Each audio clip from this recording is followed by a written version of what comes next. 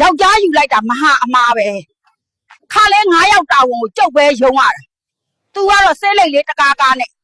အမတို့ဘူးသီးလေးညက်ခင်းသီးလေးချက်ပါအောင်လားလာလာအလျှော့ပေးလိုက်မယ်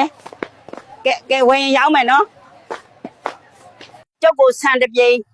စီရ30သား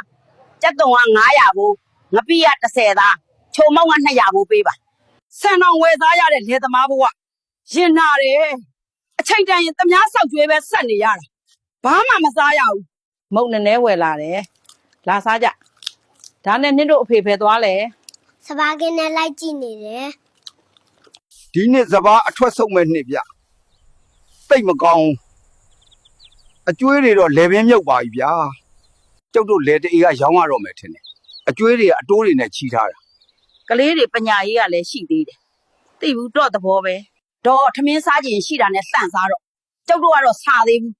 ကျုပ်ဟင်းသီးဟင်းရွက်ရောင်းတာကလည်းဆန်နဲ့ဘာလီရဝယ်တာနဲ့ပြက်တာပဲ